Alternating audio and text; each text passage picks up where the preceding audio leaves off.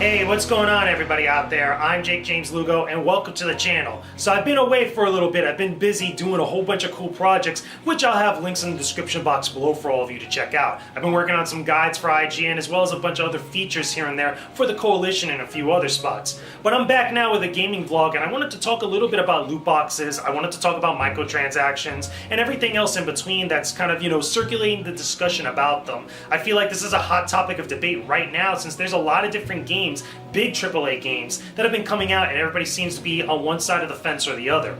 But for me personally, I have a good perspective and oversight about loot boxes, microtransactions, for some of the games that have been coming out recently. Not too long ago, I just did the walkthrough guide for IGN about Middle-earth Shadow of War, and that game obviously has been discussed here and there about its microtransactions, its loot boxes, and the whole different type of marketplace stuff that people have been getting hung up about. And now also another one that's been getting circulated around is Star Wars Battlefront 2 and a few other games here and there. So overall, how do I feel about loot boxes, and do I really think that they like predatory or really kind of ruining games per se? Because that seems to be the general consensus for a lot of people, especially on YouTube.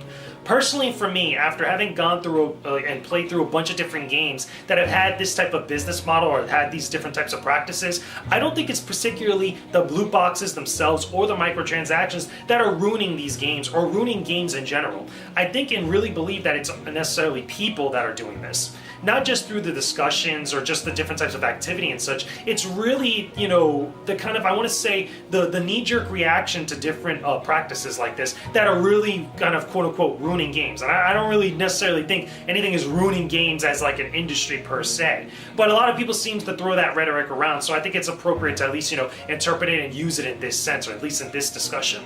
Personally, for me, having gone through Middle-earth Shadow of War and played through that entirety of that game, writing the walkthrough for IGN, I never once felt a need or a necessary huge desire to go to the marketplace and actually just drop money. I never felt like it was a requirement per that experience. I understand people's kind of like need and kind of like, emotion where they feel like the game in one form or another kind of encourages you and kind of edges you on to go actually spend money in that area, especially with some of the difficulty spikes that could be part of that game. Again, I've written a review over on thecoalition.com. I'll link in the description box below that talks a little bit about it, where it's like, okay, they really didn't need to be here, but it wasn't really impeding my experience. It wasn't really something that kind of threw me against a brick wall in order to get through certain spots. There were difficult sections, and don't get me wrong, a lot of these games that do have stuff like that, with certain exceptions like Overwatch and a few others here and there, that do have like these brick walls of difficulty where you feel like, oh, well, now I have to go to this, something like that.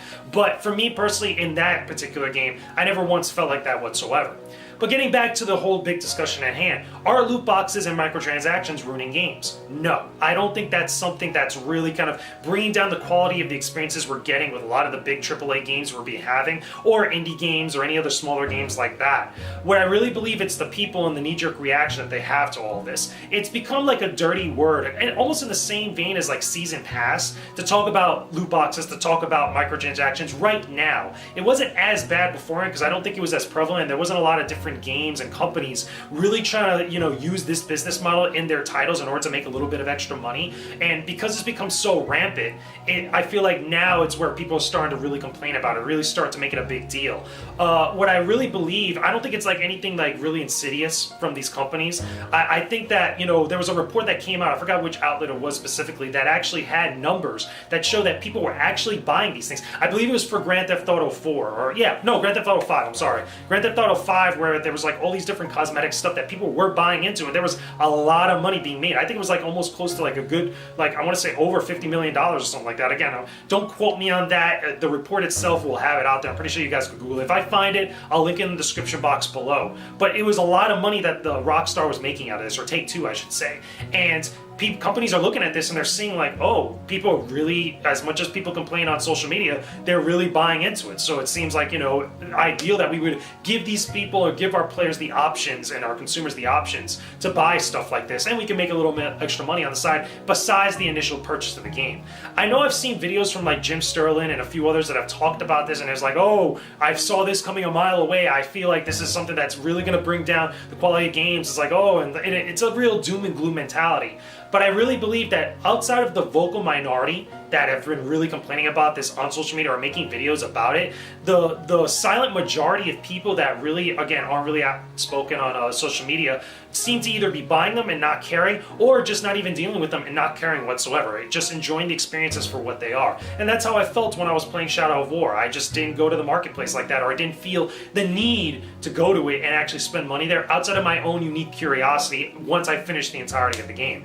I feel like it's going to be a little bit something similar with Star Wars Battlefront 2. Granted, that game has other kind of like, systematic problems with it, as far as like the player progression being tied to the star cards, which are like the loot boxes and the crates and the microtransactions and stuff. That's a whole nother issue and a whole nother big discussion you could have. But this business model in of itself, like in regards to all these other games here and there, again, Shadow of War, Star Wars Battlefront 2, Forza, I believe, was also another one that got brought up. Gran Turismo, I think, at one point. I'm not sure about all the different titles, but in essence, for me personally, I don't think it's really this business model that's ruining games. I don't think that they're really having a significant impact, other than a positive impact for the companies themselves, but they're not taking away from the experience that that people are playing with these particular games. So, anyway, that's just my random thoughts on the matter. I know I'm probably going to talk about it again, probably on the Co-op podcast with the Coalition, or in a few other spots here and there. Maybe I'll explore it again in another video. But let me know what you guys think in the comment section below. Tell me what you guys think about loot boxes. Tell me what you guys think about microtransactions. Do you think they're good or bad, or any of your personal experiences with any of the latest games that have been coming out, was it within the last month or so.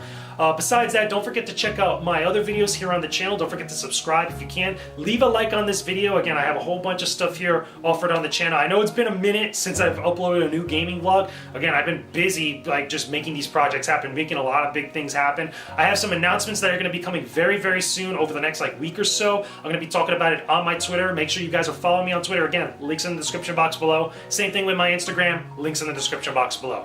I will talk to all of you guys again very soon. Peace out, stay epic, everybody.